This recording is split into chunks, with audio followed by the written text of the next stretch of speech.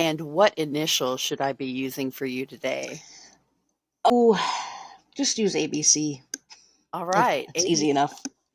Welcome to the show, ABC. Let's start with telling us how you got into the industry. Like, what inspired you? So, personally, I had no initial intention to end up in this. I, like a lot of my generation, just went to college because we were told to. I went for biology and I took some forensic classes. When I got out into the workforce looking for work, there's a medical system around here that you just go do hospital work. So I ended up doing autopsy there, and I've gone from there. How long did you work in that role? I have over 10 years still Oh in it. my. Yes. So it's Awesome. still available. Awesome, awesome. So, what was the training like when you get into the field like that? Do they just kind of let you loose, or do you actually have somebody that you can shadow? So shadow wise, before I started working there, that was like a big deal. Every other job I had applied to, they were like yay nay, and just like out the gate, because a lot was like laboratory work or just in, let's say, a local museum, just all over the place. They just take you or leave you. This was the first job I applied to that they were like, we want you to come in and see this work. So to me, that intrigued me. I was like, ooh, okay, this will be fun. I showed up, nothing bothered me. It wasn't too scary for me. And once I started working there, the girls with me had loads more experience. The way pathology is watch one, do one, teach one. So training was quick, and you definitely get baptism by fire. Oh yeah, it sounds like, oh man. I assume I'm it's glad. same in your direction as well. Yeah, I'm glad that they at least gave you a tour and encouraged you to come in first because I know that's the quickest way to run somebody off that can't handle it either, Yep. physically or with the senses. Oh yeah. Well, you're here for a reason today. We kind of do the bad first and then we'll close out with something good. Ooh, my biggest one, money. Money, money, Hmm. money, personally. When I first started, 32,000. And Annually. yes. Ugh. And I was struggling. Now this is 10 years ago, right? Yeah, but Still still still shitty pay. still not great. No, And not even cost of living equivalent. nope. So I was definitely working more, and there was still weekend duties, like because we were mainly Monday through Friday. But if special circumstances come in on the week, like just there were still Yeah. times that I still had to be there. So I was doing my best, working a lot. It gets better, but usually you have to look at other locations. It's real tough sometimes, but you gotta search around if it's not working for you. One of the biggest things with this field, I'd say, is getting experience and networking, even if it's for a couple years, like just a year and a half, 2 years. That's sometimes worth it to meet someone who could help you learn something new that gets you a foot in the door somewhere else. It's all necessary, as tough as it is. Yeah, it's the same way in the funeral industry. You have to hobnob in order to get anywhere. Good What is times. starting pay for you guys? I'm curious now. I will tell you that my first salary job was 29.5. Ooh. And oh, it's an interesting situation. So this particular funeral home had a thing called Chinese overtime. What does that mean? Yes. Well, it means halftime, which is the more PC way to say it, but Hmm. I was introduced to it the other way. What that is they take your salary and they average it out to what the 40 hours a week would be, how much your hourly rate would be. That put me around $7 and something, right? So they take that $7 and they cut it in half. So the half is $3.50. So for every hour I worked over 40, I got $3.50. Hmm. Not 7 plus $3.50, just $3.50 additional. Oh, It was that's so terrible. wrong. Yeah, yeah. And people wonder why I'm so fed up. Well, it's everyone I've run into, because I was polling some of my friend groups before doing this. Mhm. Just collectively, money.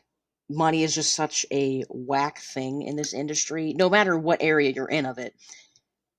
And I understand it's very much like I think of stage crew for like a theater setting. You're behind the scenes, no one's seeing you Yes. really. And that's fine. I don't need like a doctor or a nurse pat on my back, claps, applause. Here's a gift card. Oh, you did great. But you still need paid to survive. And Hmm. it's so many of us have two, three jobs, pick up this on the weekends, cut lawns, just anything to just get by. Yeah, we don't want side gigs. We really want to devote ourselves to our career and then also our families or our outside interests. And I think a big thing with this kind of work is a lot of it's on call. There's a lot of pickup going on because you don't predict death. That is just something that I think for a lot of people, because I've, in my time, trained how many people. I've been very upfront whenever you have a kid that's like they're handling visually well, but then they see a string of suicides or a string of babies and they're you could tell they're not handling it well. You have that Mm. conversation. This might not be the place for you. But then you also have to talk to people about just work life balance, your family. There are things that you just have to sometimes put on hold. And I don't think that's explained or upfront. But there's no one to do this work. Like there's so few of us. Well, you just can't let people be biohazards sitting places. Like it Hmm. is your duty as this kind of worker to perform your job. And it's like a very much rock and a hard place because you love what you do and you want to help the community in this kind of like behind the scenes manner, but it does not feel sometimes very rewarding in a sense. Yes, I completely resonate with that. How has it been, um, even going back to 10 years ago, uh, as a female presenting person in the industry? I mean, personally, I have seen in my time, it's always been female dominated, which is interesting. Nice. And when I talk to older women, I get told of the Scully effect. If you probably know what that is, X Files, Dana Scully's character. Carry on. I Tell us what it is. so what? There's a character on the show X Files. She's a Mhm. forensic pathologist, and she does not believe in aliens. And her partner, whoever David Duchovny's character was, he's like, oh yeah, aliens are real, Mul- dude, totally real. Mulder? Mulder, yeah, Mulder, and it's just them adventuring around the country, just running a very supernatural show. Like, just here's your monster of the week, monster of the week, monster of the week, and a lot of women saw her like this powerful woman just going out, just kicking ass. Not that you're kicking ass of aliens in real life, but just this woman with this background doing this, and in turn, there's like statistics that show this inspired many women to go into pathology, general forensics, police work, and it's just very interesting. But a lot of the older women I worked with fall in that category a bit. You had that era was like Silence of the Lambs. You had Clarice, you had Scully. I missed all that. I was totally accident rolling up in here. What about Dr. G, medical examiner? I never really watched. This is a very good point. Yeah, I never really watched this kind of stuff growing up. My Hmm. parents very much into it. I have always felt personally just the glorification of it was kind of weird. And I saw this among people when COVID hit, like the Oh my God, podcasts, the yeah. TV shows. I refuse to watch that Netflix show Dahmer. I just think it's so wrong Oh to yeah. just the way that people get into it. And you can like psychologically look at people like who would send the serial killers letters. You have these crazy women. Why do they like these serial killer men? They're doing something dangerous like motorcycle riding. You're doing this caveman instinct thing of like, oh, they're dangerous. They'll do this crazy thing. There will be a survivor. I think that's why women particularly draw to this because they're like, oh my God, it's just so different and mysterious. I think it's disgusting. I absolutely think it's disgusting. Never been a fan of it. Yeah. One of the only things I can actually stand, there's a podcast called Buried Bones. I forget, there's Mhm. a man and a woman who run it, but they'll take number one, very old cases, and number two, the one guy did like forensic work for years, and the other lady's like an investigator, book author. Like they're very much in the background, have the knowledge. They're not just like two dudes on a couch BSing. Mhm. It's tough to find for me personally media that is stomachable and not just like here's a bunch of gory murder, because then I have friends that are just like nurses or engineerings and psychology whatever they are at, and just whenever you see that in real life, it's not pretty, it's not some kind of like fascinating, you feel bad. And I look back to whenever I've worked with certain kind of fellows, and you see some odd case. Initially, they're like, "Oh my god, this is so cool! I've never seen this." Wait, this is a baby that was drowned by their father in a bathtub. Like, you have that moment of, this is different. It's new to me, but a tragedy occurred. And I think we in the field understand that, because we're like, oh, there's a family behind this. There's people still left behind. This is a big deal. But the public doesn't feel that, see that, they're not in that. So I think that is why there's such like an ease of everyone to just, I listen to podcasts before I go to bed, or I watch murder documentaries in bed. That's great. I don't know how you sleep at night. I can tell you that I used to listen to like Dateline NBC on the podcasts to fall asleep. And then after I had traumatic episodes throughout COVID, I couldn't do it anymore. I was like, I don't want to hear this.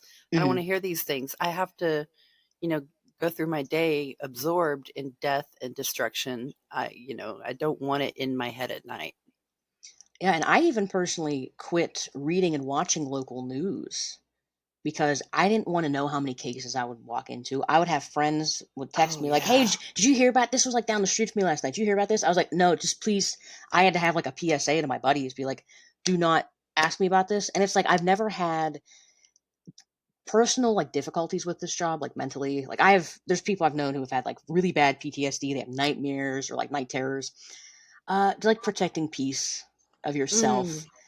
And I just very much, I think it's important that if you're going to go into this kind of work, to not immerse yourself in it. There have been people I worked with who will cut the goriest cases all day, say they go home to watch this, listen to that. I don't know how they sleep at night. I don't know how they can yeah. just 24/7 have that turned on in themselves. And I had professors in college, because I had a couple general like forensic courses within my major, and we had professors talk about things, because I think what one of them used to be a policeman or police adjacent. He'd just be like, if you're like walking around at night, just be aware of your surroundings. If you're on the bus, someone seems suspicious, start memorizing clothing. If you're in an alley, don't walk in alleys. And like just little things like that cause like just a mild paranoia in life, but they're not dumb. I feel Yeah. like if I just immersed myself constantly in this content, I would be looking everywhere. Oh, this man in the pizza shop, he looks suspicious. What kind of shoes do you have on? How tall are you? What color's your hair? Like that kind of lifestyle. I'd go crazy doing that. I can understand that, immersing yourself in it, because one of my autistic special interests has been death care, and that's why I've become so good at it and educating people. But 2022, I was like, I don't want to do this anymore, because you have to run the social media. You're doing a lot of communication with people, both by phone interviews and on your social media. It swallowed me, and it led to burnout along with a couple of other things. So if anybody out there is listening and you have absorbed yourself in this, I completely understand, but do consider other hobbies. Well, that's a very good point, because I've asked, well, people who've been in the field longer than me, like, do you think one day you're just going to snap and be done? And I've thought about that personally, because nothing's bothered me yet. But what if I have some kind of case where it comes by and I'm like, I've had it, I'm done, no matter how long I've been in this? What will be my 180? Or will I just do this forever and just be able to shut it off? Because when I got into this, I was even told, like, I saw a couple, like, different kind of cases, and who I was working with said, "None of this bothers you, none of the smells." I said, "No, I'm good." And they told me, "Oh, you're in the right place then. We hope to keep you around." Like, usually something messes with people. And they're, as I've gone on and gone through time, we've kept in touch, and they're like, if nothing's bothering you, there's like, I don't know if it's like we have something turned off in our brain or we can just push it aside, but I'm in the right place, and I do feel that. It's just, I do worry if one day, because just seeing carnage every day isn't probably the best thing for anybody.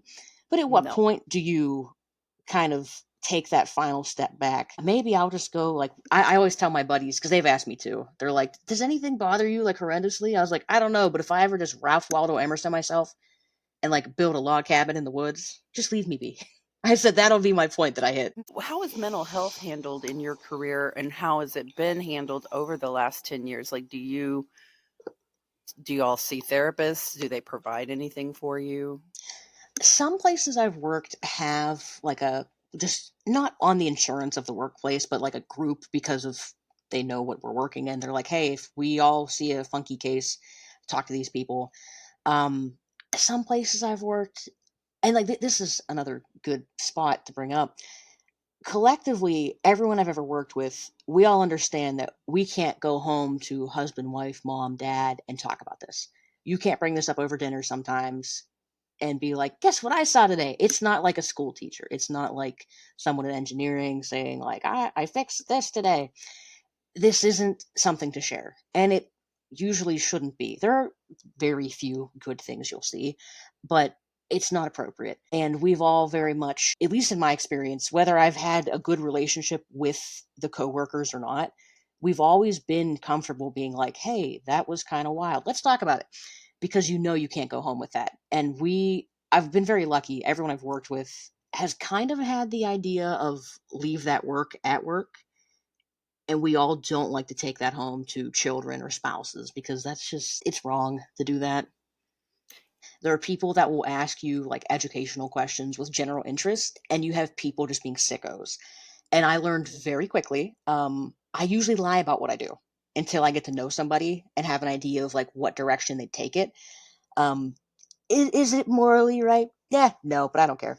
It's just, Right. I think, better for people though, because then they'll just start going down a rabbit hole of creepy things. And I have buddies that work EMS, and we've always said to each other, like, we've jokingly been like, "What's the worst thing you've ever seen?" And we're like, "I hate that question, but I'll tell you because you understand." Like, you know what I mean? Oh yeah, yeah, yeah. That kind of thing is fine, but I have had to educate a lot of people once they find out what I do. They're like, "Oh, what's the most wild, disgusting thing?" And I'm like, I need you to take a step back from that and look at your question. I want you to Yeah. analyze that, and then let's talk about this, and then I'll give you a second to marinate, and then I'll give you a redo and see if you're going to ask me that again. And most people do not bring it up anymore because they understand that, oh, wait, maybe I messed up and shouldn't be asking that.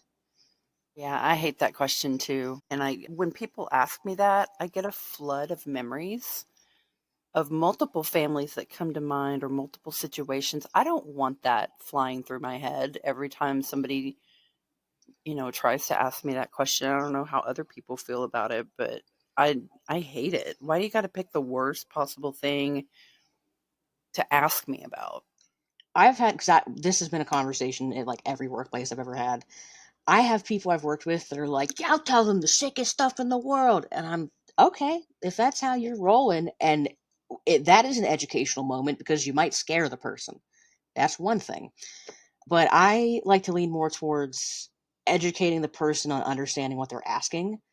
And if I feel comfortable enough with them, I'll talk about it. Because, again, nothing has bothered me horrendously I've worked with. I just understand that, like, life sucks sometimes. This is horrible. This happened. I will move on and just feel bad for these people. But I know a lot of people, though, have internalized a lot and they just aren't good with handling it. So that's just such a terrible thing to ask them. I don't just be careful with your words, everyone. Yeah, for real. Um, eh, is this one of those questions? Have you, maybe it probably is, but I'm going to do it anyway. Have you ever had somebody that you knew, um, you know, that you were suddenly finding yourself, involved with at work? I'm very glad you asked this. So I actually have quite a few people, and it's never bothered me. There are some places I've worked that would tell us if there's anyone you know that comes by the table to just say something, and we'll get someone else down here. I have dealt with quite a few people from the funeral home industry, and I learned a really neat philosophy from them. I know I'm good at my job. I know I'm damn good at it. And some of my coworkers, I think, are not so much at times, but also I care about the person that's there. So I will do my best job to do everything I need to do to make sure Doc can do their job well, and then this person's family gets closure. It feels very prideful for me to be able to take care of someone I know, because I've had a lot of kids I grew up with. I've had teachers, and like people have meant a lot to me. I've had family members of my buddies. They're like, "Hey, this happened. Just letting you know." And in the morning, I make a point to grab that case off the docket first thing, and I it doesn't bother me. There are some people that just I don't want to see them like that. I don't know, no, no, no. But I think if you have the kind of philosophy of like I am someone's final caretaker, or at least one of them, it's a very nice moment to have, that you are doing this wonderful act for them and their family. That again resonates with me, and I'm sure it resonates with other people that are working in death care as well.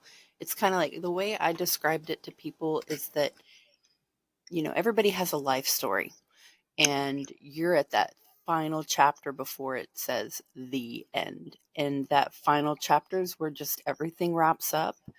Um, and you are, even in a minuscule amount, a part of this individual's story. And that that brings me a lot of pride. No, I totally agree, because, and I make sure, like, I've had times that I've gotten family members of people that I know, and I don't let them know that I took them, because Oh I just yeah. feel I it's this unless they've asked me personally, because I've had that, they're like, "Can you do my grandma?" Um, but if it's someone that I know, I'm like, I just feel better. This person over here kind of crack a lax on their job. I want to make sure this is done right. So I've definitely done that Absolutely. before. So that's kind of along the lines. Well, I hear a lot of funeral directors or a lot of embalmers say, "My daddy died, and I went right to the funeral home and I embalmed him." Wow. Holy wows. There's no way. Even as much as I loved a couple individuals in my family, there's no way that I could do that to them. The embalming process, the aftercare, absolutely, all day long. That would be my forte. But the invasiveness of the embalming process, to me, I can't unpersonalize that person. Hmm. I can't separate myself from that.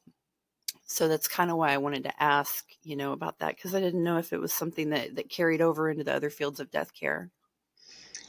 With I've not had a parent pass, and after I had some kids I grew up with come by, um, people I worked with asked, like, "Would you be okay with, like, your mom or dad or, like, your sister or brother coming in?" And I don't have an answer, because I've never been in that situation. I would like to think that someone else would be able to step in that moment if I am like, "This is too much." But also, I know I do a good job. That's a very weird spot, and of the funeral home people, I have constantly also heard that my mom died, and I had her right away. Grandma died, and I was the one who did it. And I think, to a point, there should be a little bit of a veil of separation, like your close sector of family and friends. And I've been lucky enough that I've not had, like, that most inner circle come by yet. Um, Outer people, it has still felt like a service to the community. I do not know how I'd act with that at all. Yeah, it is. It's a deep, one of those deep thoughts that you don't want to have. So, Yeah. what is a typical? I mean, obviously there are no typical days in death care, but what would a typical day for you be like? For us, most places I've been, I call it general roll call. You make sure the computer matches the cooler. That who's in there should be in there, and Oh there's no yeah. miscellaneous. How did you get in here? Kind of person. So you do that, make sure everyone's where they should be, and then you just pull paperwork off the printer or out of your emails and just see who's ready for autopsy, who's just getting a general. Some cases we just do fluids on. So who's getting cut, who's just getting looked at, and get paperwork together. Start printing out cassettes for each case.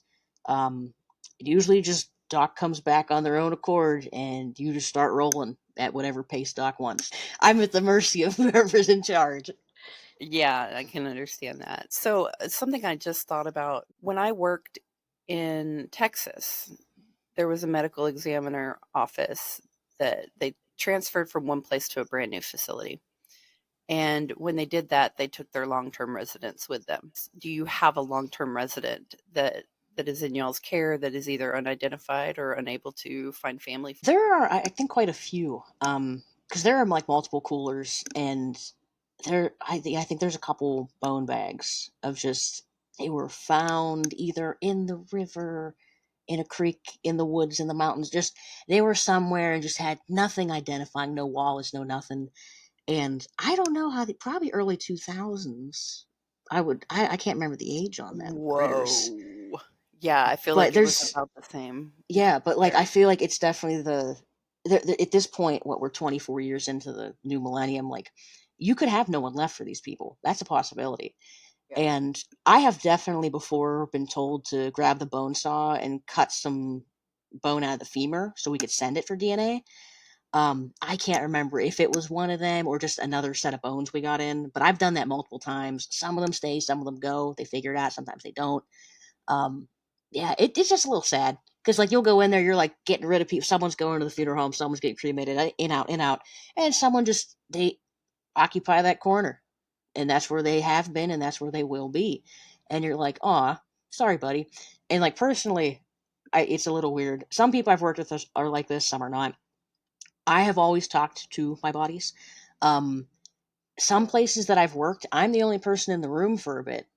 Like Doc will come in and out, but sometimes it's just me and the dead person. If I'm moving around and like playing Tetris in the cooler, I'll talk to them. You bump someone off the wall, it'll be like, "I'm sorry, Bucko." Just I talk to them. I think it helps to humanize, and that's another really good point. I've worked with people that I can definitely tell have been dehumanized by this experience. Oh yeah. It's not a good thing. And when I train people, I just always tell them, just remember, this is a person, even though they're dead. I don't believe in ghosts, which we can get to that because I'm actually curious about your theories. I don't believe in ghosts.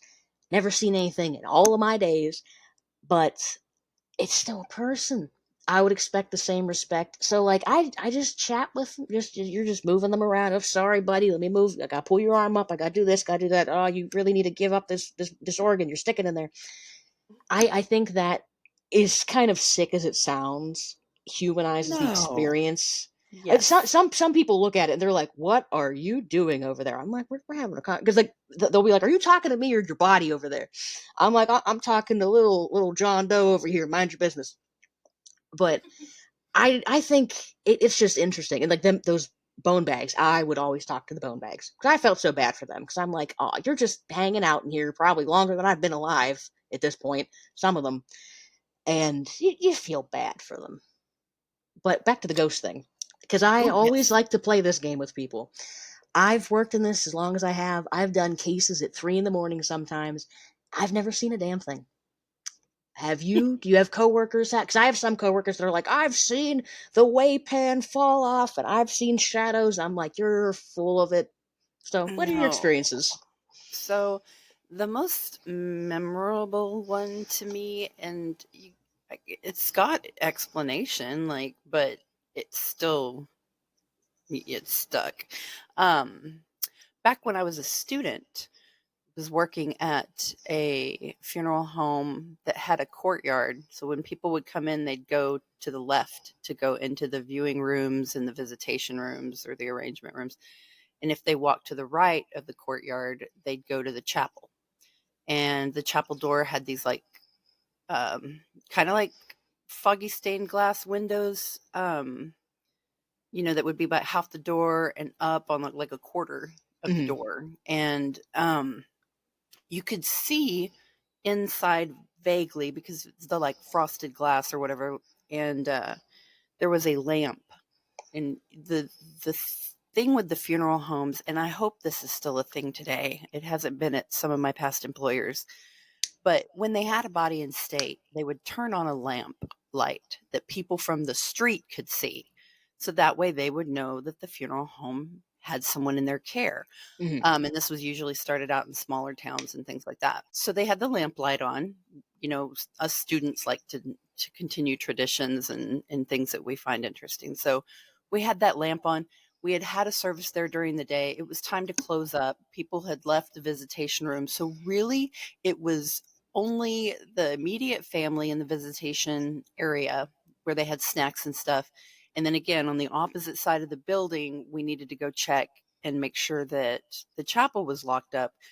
So the other staff members that were there were two other students. They were both behind the reception desk when I went outside around the courtyard to go check the door on the chapel.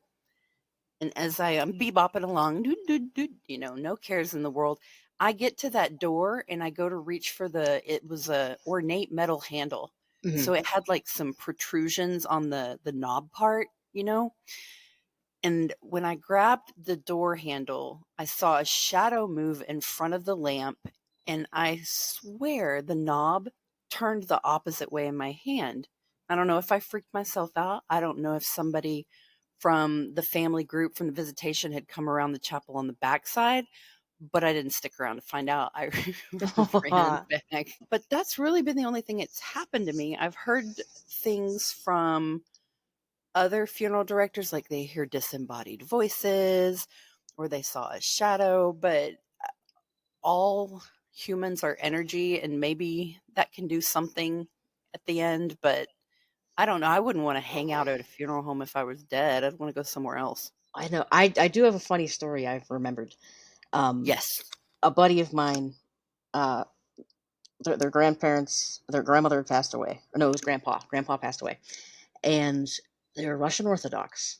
I grew up Roman Catholic. Now I'm atheist. I don't religion anymore, but I was like, we grew up together. I'm off work. Let me go. So some of us went, and they're saying some kind of hymn chant thing in Russian, and we're all just kind of looking around, and like this is a very old funeral home. We've all had family there at some point, and the lights start flickering, and someone's great uncle, grandpappy is like, "Oh, it's grandpap. Grandpap is with us again." Did my best to hold it together because I was like, "Oh dear God, what the heck am I into?" And then all these people are becoming like fanatical. They're like, "Oh my God, he's here with us."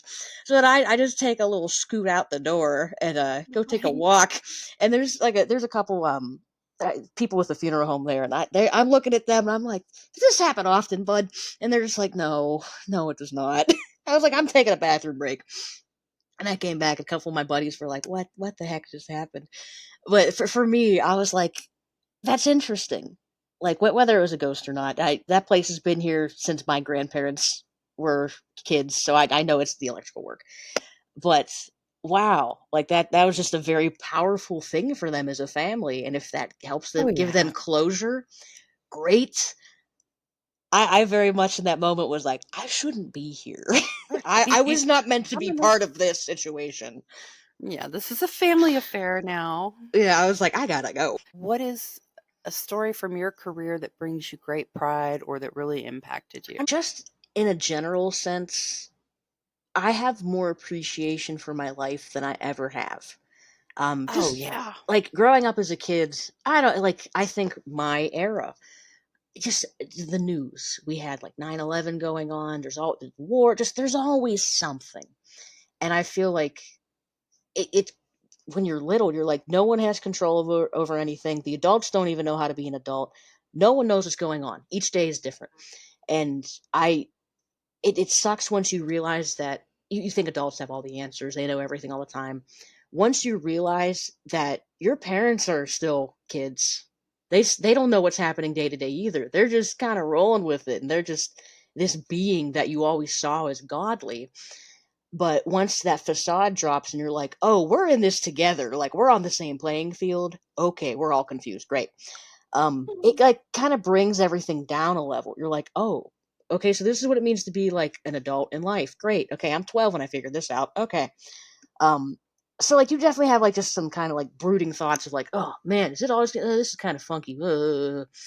But I got into the field and I'm just like, man, I spent a lot of time just like bitching and moaning and just being like, harumph, this is funky. And life is so short. You see people come in, they're 3 years old and they just had chronic diseases all of their 3 years of life, and it just takes them out. Meanwhile, I'm in my mid 20s, late 20s, not I was sitting there complaining. And it very much brings a new perspective to things. And like friends of mine who are into the murder podcast and all that, and the ones that are not, they ask me, how do you deal with seeing this every day and just act normal and just not be weird? Because I very much say there are people that work in this field that you can look at them and how they dress and how they act, and you're like, you work in this. There's that like goth centric kind of ideal. And then there's Yeah. people that I work with in this field that you couldn't tell them off the street that they work in this. I feel like I dress pretty normal. I'm not very much on the goth area, but I've just always, I don't know, just you got to appreciate every single day the people in your life, and the sentiment of tell the people you love every day that you love them. The group of friends I've grown up with, we've known each other most of our lives. Even my buddies from college that we've kept in touch with for like, what are we at, like 12 something plus years. Just let them know every day that you care about them, or like make time for each other. And I'm just always someone that, even when I'm like, oh, we go to the park and do this, or we go see a movie, or we go here, my brain will just have like snapshots of things that happen. It's like, oh, we all managed to come to this event. This is great. Or I was at a concert earlier this summer with some friends. I like kind of like this artist. I'm like so on it. But we were front row. We were on the barriers, and my friends had like posters, and this artist came over and was just like pointing at them and smiling, just like it was directing at them, and like was acknowledging everything that they had made for this artist. And I saw like, what was it, 5 or 6 of them, just that happiness, that joy, that just the lighting up of all of them. I wish my brain could have taken a picture. And I told them that after. I was like, it was so like a beautiful moment, like a Renaissance painting. There's all this chaos, people are jumping and running around, and these people that I know, you're just so happy. And it's just so nice to see. And I feel like so many times people just go through the humdrum of life and they're like, everything sucks all the time. I don't appreciate this sucks. Everything could always be better. I could have more money. I could do this. I could do that. At the end of the day, Matt, do you have friends and family you care about? Are you healthy? Can you go for a walk? Can you do that? Like, so little truly matters in life. And I feel like too many people have this just, I don't have a Corvette, and I don't have a hot tub at my house, and I could be doing this, or I could have went to Bermuda last year. Just this shoulda, coulda, woulda. Appreciate and love what you have right now and what you can do with it, because so many people just squander that, just worrying about what they could have had and been. Yes. Very good advice, sound information.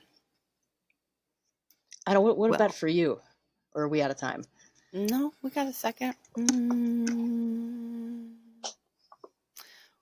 What brought me great pride was introducing families to more hands-on care Mm-hmm. with their loved one, whether it was the idea of a home funeral or decorating the cremation container, or shrouding their loved one and decorating them with flowers, or decorating a grave. um, and to know that I had an impact on other funeral or other death care professionals that now talk about green burial and things like that. The other day, I saw one of my pictures pop up on a completely different state's conservation burial page, and I was like, "That looks really familiar." And Mm-hmm. they even tagged me in the thing, and I saw it later, and I was just like, I had an impact, and that nobody can take that away from me. Mm-hmm. Other professionals may dislike me in this industry because of what I do and what I've done, but the takeaway is that I had an impact, whether it was on the general public or it was a colleague. So that's my story. Oh, I agree. Just kind of like the thanklessness of this job, as much as it sometimes it feels like it sucks, I think we overlook it a bit. Like it's nice to be kind of in the shadows working, and just you don't have to be front and center. You can just Yes, do be this behind the work. scenes. Yep, just do this work and be proud of what you've done. You don't need all the applause for it, and just be happy within yourself. I think that's like its own intrinsic thing of just learning your own self happiness. And I think definitely working in this has helped me with that personally. But that's just me. I thought of one more thing I got to ask that some people are going to want to know. If somebody wanted to get into your field, what is your best advice?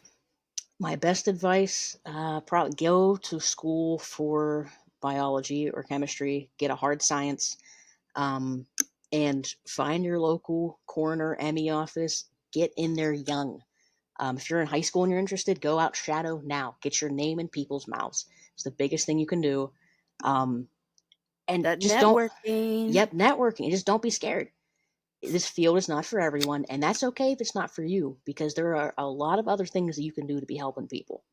But if you know this is what you want, you make efforts now, get it done.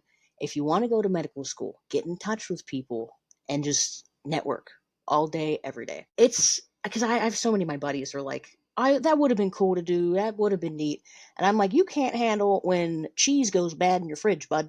So, like, you just have to be realistic with yourself. And if you think you're into it, man, go for it. Get some anatomy books. Make sure you're taking anatomy in high school. Please, Oh please, yeah. please, oh please. Because I never had it in high school. I never had it in college. I was already doing autopsy when I took my first anatomy courses. I was Oh taking them my. online, and Oh wow. just I was just very lucky that I had some decent people I was working with that I was very upfront with, like, hey, this is all I know. And they're like, you know what? It's fine.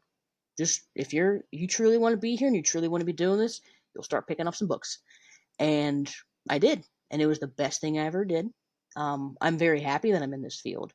Is because every field has its difficulties. I don't care where you're at, what you're doing. And it very much seems like not enough people are going into this. But if you want it bad enough, you will make it happen and manifest that. So just do what you got to do to just get yourself out there. Excellent. Thank you for being here today, ABC, and sharing your stories. It was a great interview. Awesome. Thanks for having me. You're very cool. Thanks.